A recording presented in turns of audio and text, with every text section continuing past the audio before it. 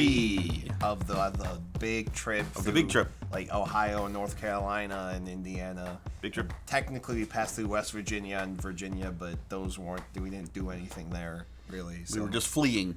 I mean, we stopped at Cracker Barrel and did stop at Cracker saw a Barrel. vampire possum stuffed animal. That was interesting, to say the least. It had a lot to say. A lot of good stories. Anyway, so today we're going to talk about the Greensboro Science Center and sea life at Charlotte Concord area. Greensboro. So- I lived there for a while. Yeah, Traumatized the community and then left. And they have a really cool zoo now. But anyway, originally we were going to go to Lazy Five Ranch and Carolina Raptor Center, but I had bad vibes about Lazy Five Ranch from the start. And then my mom did some research, and she's like, they've been sued by the FDA 50 times. Well, they were eating the animals? Fined 50... FDA. Maybe it's not FDA. I don't even know what. It was so bad I just blacked out in my mind. Anyway, and we were going to go to the Raptor Center, but we got rained out of doing that. Yeah. So anyway, what we did instead was a cool museum-aquarium zoo. Museoquarium. Zoo. Museoquaria Zoo. Museoquaria Zoo.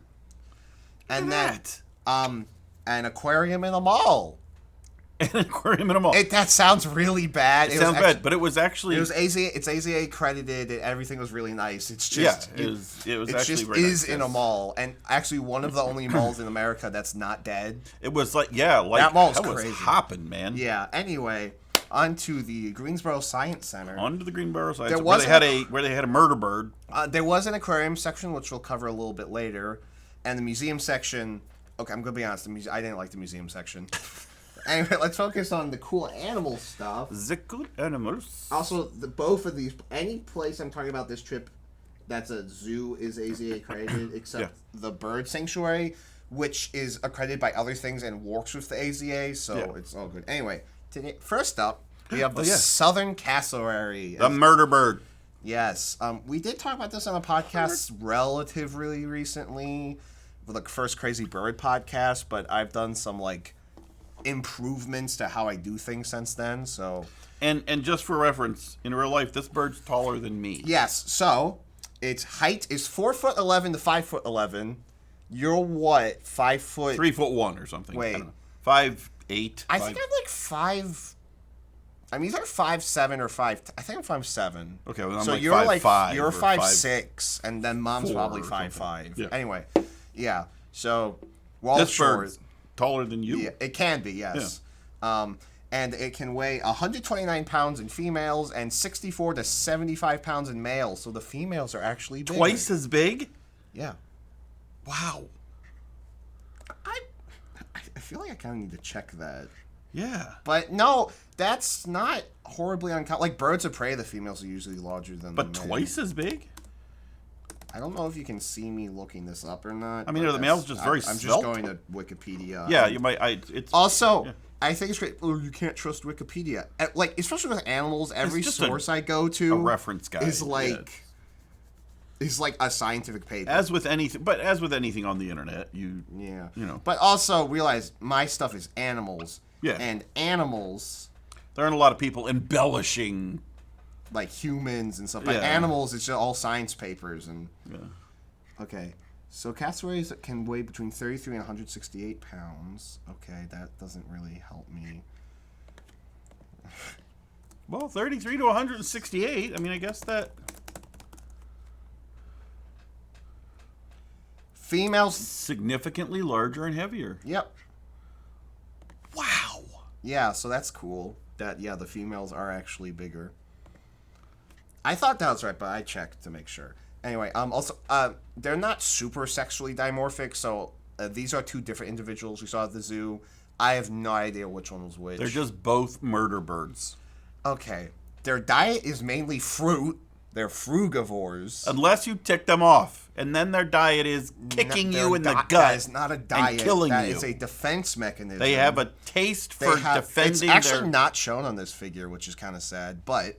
Sorry, LTD, you need to do better. This is like you're really good with your figures, but there's no big claw in this. Anyway, they have a big claw that they use to kick and defend themselves, and it can just gut you.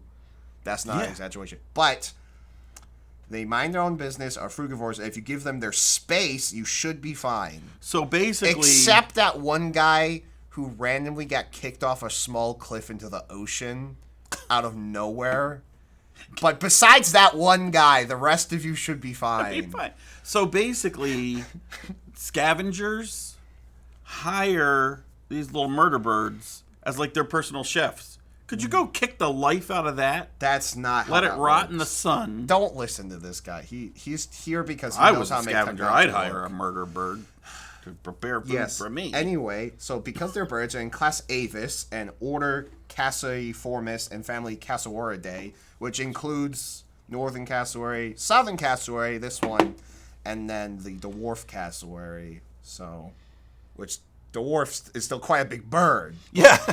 For 30-some pounds is still So, quite yes. a big bird. So they live mainly in rainforests, and swamps, but will go into like savannas, mangroves, and sandy coasts. But are found not only in eastern Cape York, so like, Australia has like that big like peninsula stick on the top. That's Cape York. Okay. So they live up there, and they also live in southern New Guinea, which is the biggest island right above. So basically, Australia. in that same Yes, area. it's an area. Yeah. Yeah, so like kind of that Australia area, Oceania area right there. Yeah. and fruit. Yes, they eat fruit. All fruit. Fruit. Okay. Yes. So they probably are responsible for a lot of the vegetation. Yes. 'cause Yes. They poop the seeds. Yes, they are. That is. So they're like prolific rainforest producers. Yes, so they are very important. Yeah. Yeah. And I will say though, if you see one walking around, you figure out how they're descendant from dinosaurs very fast. When they gut you. My God. Actually, with Velociraptor specifically, they've done tests, and it would have been too weak to actually pierce the skin of like really anything. Except us. No, I don't.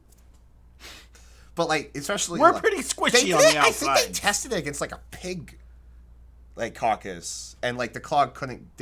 But they now believe they used them to hold prey down. This was Like my birds of prey. revelation. We'll get to that. Yes and no. Well, Yeah. Anyway, so yeah, southern cassowary, Cassoarius. If it's the Ostrichy though, don't fly. yes, they don't fly. Kick the bejeebas out of you, but they don't fly. Run fast. I'm not as fast, I think, as an like ostrich? emus or ostriches, Ostriches, but okay. not slow either. Well, because ostriches would be more desert. Yes, So and open emus ground. as well would be more open ground. Where These these live guys in are tromping around the forest. rainforests. Okay. Also, savanna. Yes, that will think of the Serengeti, but many savannas are more forested. Like technically, the pine forests in the southeast are called pine savannas. If you think about it, they're more open than like. Oh yeah, particularly pine forest. Yeah, so- when you're in it, it's more open than you think. So the point is that they don't live in that open of area. Like Yeah, they're not in the Serengeti when I say savanna. and pine forests are not nearly as visually and physically dense as deciduous forests. Yeah. So anyway, that's the southern cassowary. Oh, book time! I almost forgot book time. It's a great big book of everything Where's with the everything zipper? inside of it. See the world around you. This book's the Apparently- perfect I guide. got it. So we get to take. He's in out charge of the books. I can't lift him with this arm, so All birds of the dangerous. world. Oh, I mean, it's more because I don't want Mom complaining if you broke something. Well, we need that page. She doesn't like when I break things. We go to the doctor. The doctor tells me to do stuff, and then I don't do the stuff.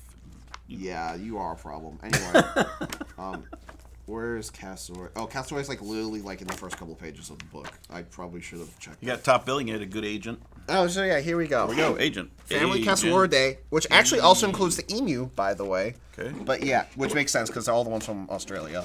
So this is ours, the southern cassowary, the really big casque on the head. It's just like a hollow keratin. I think it, or it's not. I don't think it's bone. I think it's keratin. Okay, so it's just for show. Yeah. No, they can't kill you with that. They use their giant claw. You can see, right there on this back leg. You see the claw that's closest to you looking at it. If you can see this, which if you can't, I don't blame you. It's kind of small. And if you're watching this on a phone, Yeah. Or if you're listening to this, If you're listening, definitely can't see you'd it. have to look really hard. Yeah. So that's the southern cassowary. Then the northern cassowary, slightly smaller and has a smaller casque. And the dwarf cassowary is small. And then there's the emu. So yeah, this is them. Yep. Them. All right. Words. Anyway, next up, what do you think is next? Let's see. All right, we're at the Greensboro Science Center right now. We're talking about animals we saw there. Senior eel. No? No? Fine. Pygmy hippo. Pygmy hippo! We saw a pygmy hippo move around. Yes. They actually are alive. Yes. They don't just lay in the mud. Well, what? I mean, so they there's do, two but- pictures here, both are from that day. The top one is from the time we went back to see it, and Yeah. unsurprisingly, it was in the mud. Yes. If you're at a zoo, I think I've seen them walk a little bit, float, or sit in the mud. Most, like, 9 Yeah. times out of 10, they sit in the mud. This one was having a good day, dude. But here's the thing, it was raining. Hippos They gotta stay have wet. really sensitive skin. They will get sunburned very easily. Yeah. So they have to stay in the They're water. like mommy Yes. in the sunburn thing. Yeah. Sunburn thing. That was. Not the laying in the mud part. Yeah. No, she doesn't do the mud. Yeah. Anyway, so the pygmy hippo. We're so doomed if she ever watches this. Anyway, so the pygmy hippo. But yeah, this one was out grazing in the rain. Here's the interesting thing: they don't eat grass in the wild. They're folivores. They eat leaves and ferns and stuff. But they turn their nose up at grass. They're like, oh, No, how common. they will eat it. But the thing Oh. is, where they live in swamps, rainforests, and rivers, Oh, not a lot of grass. there's like no grass. Oh. So it's not that they won't eat grass. They just don't. They It's just- not on the menu. It's just not. They can't. It's not where they live. It's not on the menu. Yeah, but that this one at the zoo was just grazing on the grass in its habitat. So It was like, this is great. and yes, the common hippopotamus is a grazer that eats grass at night. They go All out of it, yeah, and eats yeah, grass. Yes, the normal size Yeah. ones. Yeah. they're called common hippos. Because they're common among hippos. Also, other differences. This one lives alone or in pairs, or with a calf, possibly. Yeah. Mated pair. Yeah, and then also, you know how hippos tend to stay in one spot, right? They like, especially during the dry season, they form those big floats in like the last pond. Hippo flotillas. I believe they're called floats. Floats? Oh. Yeah, I believe so. And then these guys actually move from place to place every few days. Yeah. So they're not as stationary. So they don't set up like a homestead. Yeah, also they are more diurnal because they live in rainforests and stuff. So Hmm. there's tree cover and more water moisture. So Oh, they yeah. can- So they can move around because they don't have to stay out of the sun. Yeah. And they are out of the sun. Also, I didn't really notice this. I mean, it's actually on this Safari LTD figure, but they have really bushy little tails, They do. Yeah. which normal hippos kind of don't have. So that was cool. Normal hippos have little helicopter tails. Yes, that they use to spread poop Yeah. to It's display disgusting. their rivals. It's disgusting. Okay, anyway, so class Mammalia, order Artiodactyla, which includes antelope, deer, and whales. So yes, hippos are somewhat related to whales. Artiodactyla? Artiodactyla, yeah. Which Why is does that the just sound to me like ferocious eat you No. dinosaur in a jeep or something? sounds like like a Or maybe maybe I'm you're thinking of pter- pterosaurs, like yeah, pterodactylus. Pterodactylus. Oh, flying hippos! The hippos don't fly. If the hippos could fly and propeller their poop like that, Oh my god. Okay. They would cave be, people would have stayed inside. They also would have been employed at farms to spread fertilizer. They could have a whole career. We're not doing that anyway. And then family, unsurprisingly, their family Yeah. is Hippopotamidae. Nice. Yeah, so As it's opposed a to family that includes hippopotamonite. DAE.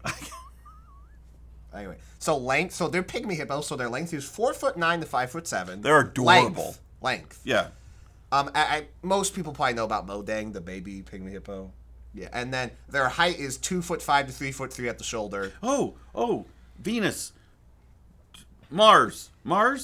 Is Mars the little hippo? Yes, But he's a common hippo. no, he's a pygmy hippo. He's a pygmy hippo from Mars on Facebook. From the Facebook, go look It's up Little Mars. He's something zoo. hysterical. I forget which one, but he's hysterical. It's like Tanganyika Wildlife Park. or Yeah, something. he's. I think it's in Kansas, Look up Mars, Yeah. Mars the baby hippo. and he's a pygmy hippo too. Yeah, And then weight is only 397 to 606 pounds. for a hippo, that's svelte. But yeah, this is a different species. Right. I mean, But in the grand scheme of hippos, this is like a hippo poop. Okay, that was uncalled for. Well, I mean, Anyway, we need the other big book. it's the Where? Actually, big it's book of probably everything with everything inside of it. Aerodactyl is in the back. See the world around you. Ish. Book's the perfect guide. Rhinos. Nope, that's Presodactyla. Yes. So page 5. Oh, other 585. things related to hippos include like giraffes and camels, but not horses, tapirs, or rhinos. They're their own thing. Tapirs kind of surprises me. That's Presiodactyla. Oh. Anyway. 585. 585. So just a little bit past all these whales and dolphins, Go big. but before the deer. Oh, here we go. So here we have the common hippopotamus, which is even in a different genus. So these two hippos are less related than a lion is to a tiger, by the way. Anyway, so we have the common hippo, and then here's a little pygmy hippo. You can see they live like in the rainforest areas of Africa, but like kind of in their own little corner there. So yeah, very cool. Interesting. Yes. So that is the pygmy hippo. But next up, we have another African animal, but this time it's the serval. Oh, yeah, they were cool. Yes, we don't see them a lot, but they are a very interesting animal. They're kind of cheetah-ish shaped. Yeah, so I'm going to play this Longer. bottom video down here for anyone watching. Okay. And this is the male serval they had outside. You can see he's just chilling. The body's almost more cheetah-ish, but the head kind of, like his ears kind of aren't. But other than that, It does kind of look like he's doing that. I think he was just fidgeting, to be fidgety. honest. He's very yeah. fidgety. Yeah, but and then the opposite up here, you'll kind of have to look closely if you're watching, but on this staircase, you'll see two young ones chasing each other. Oh, and yeah. then down here, mom will stare at them like a mom stares at children. Come on, seriously, children, exactly. It's a very mom-ish Yeah. look. So there you can see There they go. one of the babies just hopped out, and then it chases the other one down, and I can't see it, but yeah, Yeah, there's it mom was- being like, "What are you two doing?" Yeah, so you may notice that the male is separated from the mom and females. That is just because they're more of a solitary cat. So the male doesn't help take care of the young. And while some animals can recognize their own young, there is still a chance that he might be like, well, if I want to breed with this female, I have to get rid of the babies.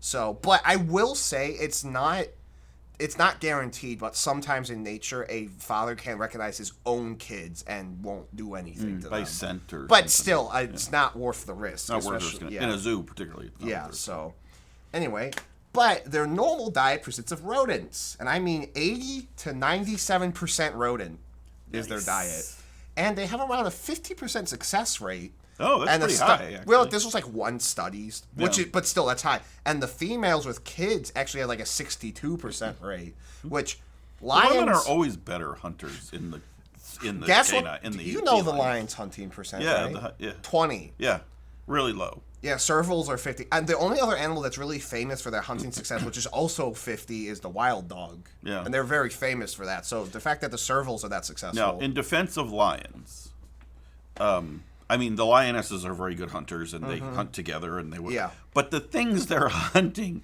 have evolved to run really fast. Well, wild dogs hunt the same things, at like smaller ones, but like the same things.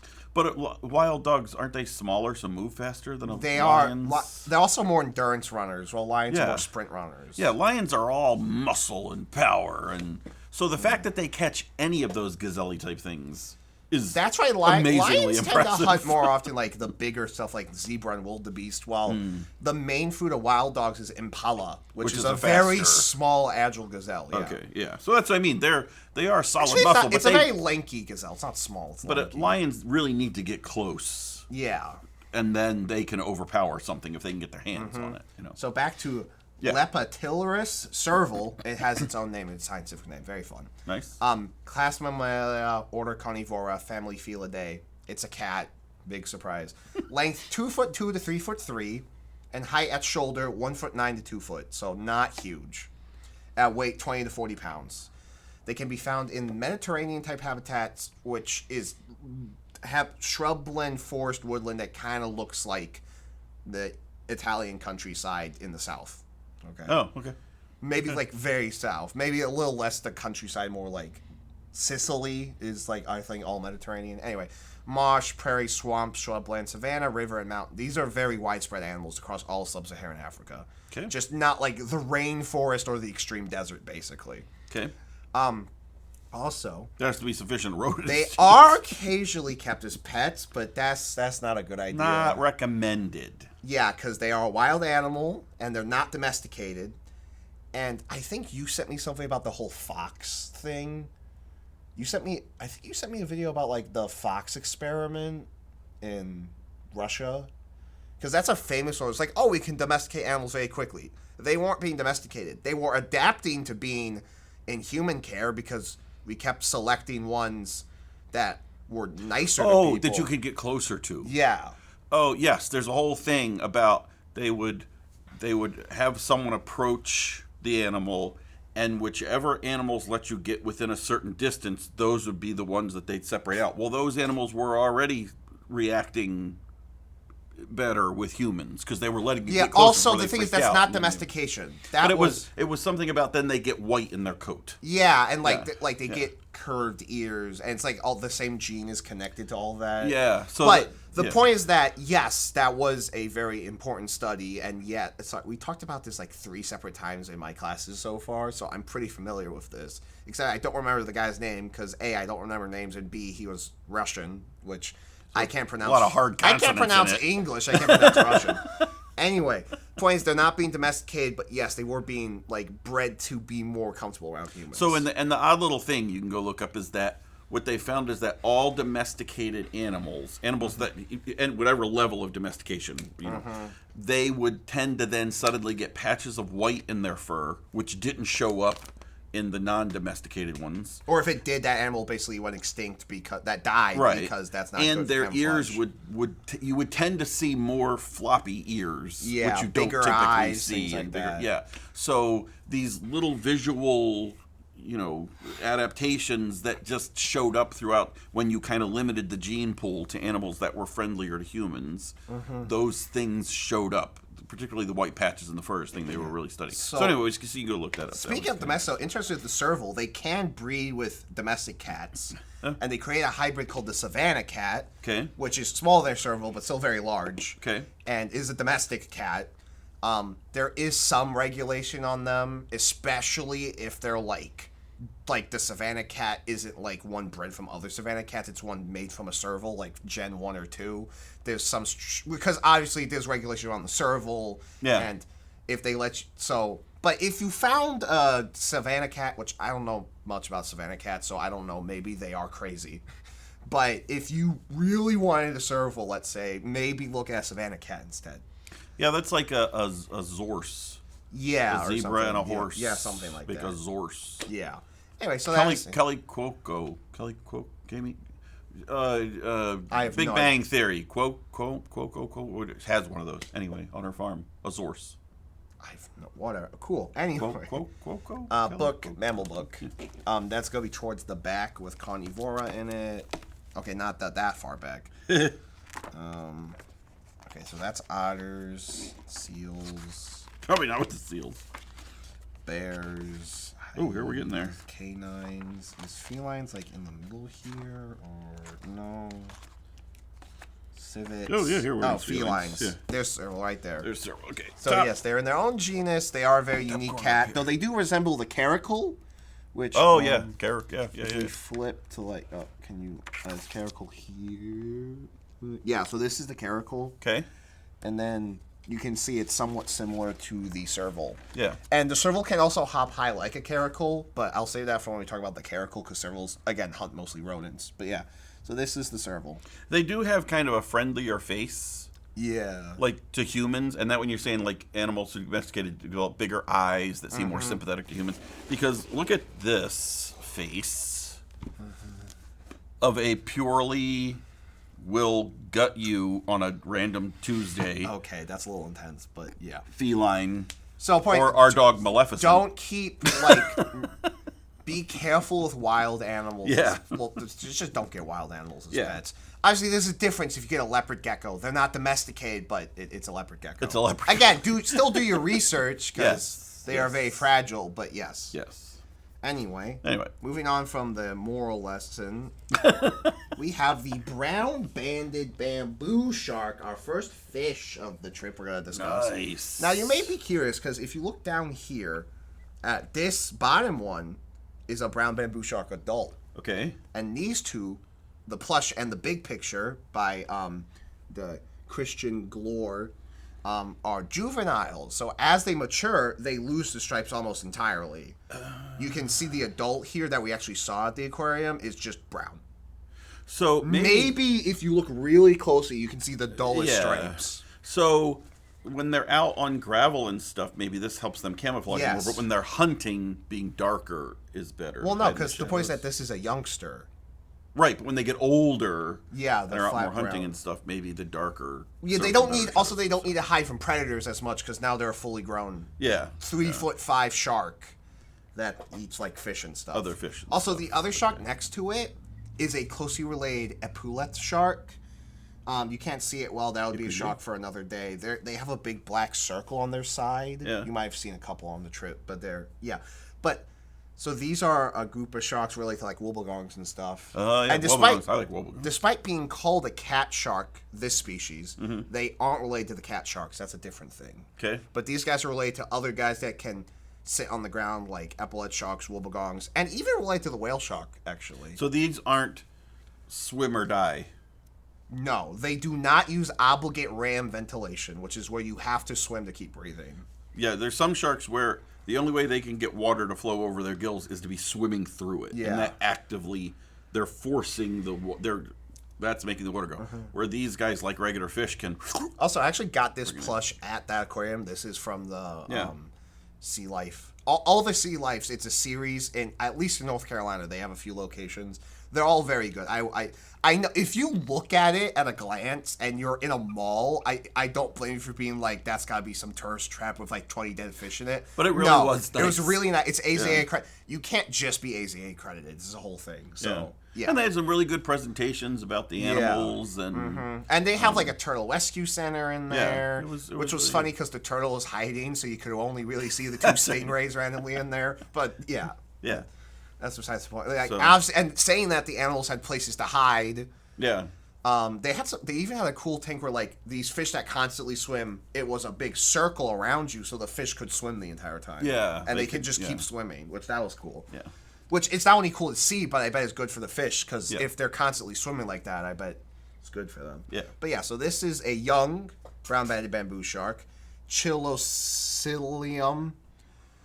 I bet that has something to do with Scylla from like ancient Greek myth. Oh, maybe. That wouldn't surprise me. Maybe, yeah. Punctuatum. They were always very punctual. Yeah. Class is Contrichthys, which is all the sharks and rays, which are the boneless fish. They have cartilage, not bones. Oh, cartilage. This is all cartilage, like a shark. Order Orectoboliformis, which I'm talking about, has the whale shark, the wobblegong, the brown-banded bamboo shark, and then family Hemicyllidae. So that has this guy. They run on a hemi. And I bet also this includes the white-banded bamboo shark, they have hemispherical piston heads. And these guys, These guys live in seagrass, coral reef, rocky coast, coastal waters, sandy coast, and around islands, and throughout the Indo-Pacific. So, like picture coral reef kind of area. Yeah, but waters around like Indonesia, maybe more towards like India and Africa, kind of more, and then like, but mainly and warm waters. Yes, and then more out into the Pacific, but mainly centered around that like Indonesian, like that chain of islands between Asia and South America. I was going to say, would they be the Great Barrier? I don't know, but that wouldn't surprise me. Wouldn't surprise you. I mean, Yeah, that's the type of environment they would live in. Okay. So yeah, that is the brown bamboo shark. Also, again, the one I saw was just sitting there the whole time. He didn't move at all. So that's typical like wobbegong behavior. Mm-hmm. Yeah. Anyway, the last fish, one of my favorite types of fish. This is the zebra moray, and they are way smaller than this in real life. Yeah. Like, Okay, to be clear, they can get 3 foot to 5 foot, but they're so, skinnier. I mean, they could. but they tend to be a little small. The ones at the aquarium were quite small. Where like a moray, A green moray. a green moray, way bigger than Yes. this. In bulk and length. Yeah. Yeah. But anyway, so also, interesting fact about this specific type of moray. There's many species of moray. But the zebra moray is a obligate molluscivore. So they only eat things like crabs and clams and mollusks. They don't eat any fish. Oh, so they're busting open shells. Yeah. These are the bad boys of the sea bottom. Yeah.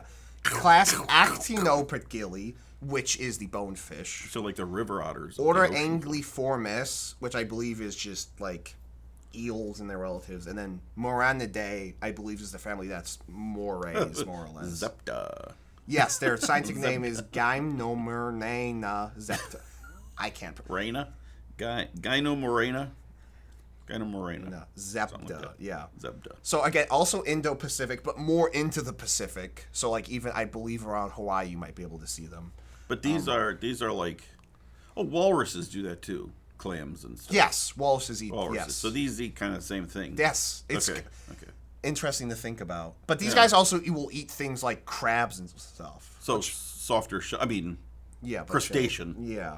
And then coral reef, rocky coast, coastal water, and islands. So more like it needs places to hide. Well, in coastal, because that's where you'll find clams. Yes, and the that kind of coral thing. reefs, they Yeah. need like rocky areas to hide in. yeah. They also won't swim down that we know of. I will say there's this one channel I've been watching where this guy has been putting cameras in the water. It's a really good channel. I should look it up real quick because it's definitely worth watching. It's in my subscribbles, as I call it. Your subscribbles. My subscribbles, yes. He has a new channel Not called- sponsored by Zero Sugar, clearly Canadian. or by whoever I'm gonna talk about. but he's open to it. Barney Dillarstone. He's been doing this series where he puts cameras in water, and he's been finding lots of fish a lot deeper than you would like they've been known from, because like no one really has been routinely putting cameras out in deep water. Right. So he's been finding even moray eels like deeper than they're usually found. So from what we know, these guys go to about 40 meters deep, Okay. which is 40 times 3.3 to get feet. But basically What's not 40 down times to the- 3.3? Roughly. Well, 3 times 40 would be 120, and then 12, so 130 So something. not much more than 100 feet down. Yeah. Which sounds deep to us. Yeah. But in terms of animals, Well, that's and, not that and deep. what are the zones? The sun. That's like very the- much in the sunlight zone. The sunlight zone ends at 200 meters. Okay, so they they're are very much in the top layer. Yes, and of on the ocean. coast as well. So Okay. they're not going like. Yeah. Yes, they can go in areas. No, not even really areas where you're not gonna see light penetrate that much, because it really only starts getting dark. I think around like 100 meters. So, Yeah, that would make sense. I mean, it's, yeah. Anyway, so that is the zebra moray. Okay. Also, I will say they're nocturnal as well, actually. Oh, okay. So they hunt crab stuff at night, which probably explains why they looked kind of dead in the tank. Now, I am someone that knows that most of the time, if you see, like, actually 99% of the time, you think it's dead, it's not dead. Yeah, it's just sitting still. However, I'm used to other moray species, which are a little more active during the day. Mm-hmm. And so I saw these guys. Also, I'm usually seeing them in rock formations. These guys were just laying on the bottom. Yeah, just kind of hanging out. So I guess these guys are just a little quirky. This one, this one's upside down. I don't think that was me. I think he was just upside Upside down. So yeah. Also, it did help. It was in this weird like circle, cylinder tank. Yeah. Vertically. And trying to look in it with how the light bended was a nightmare.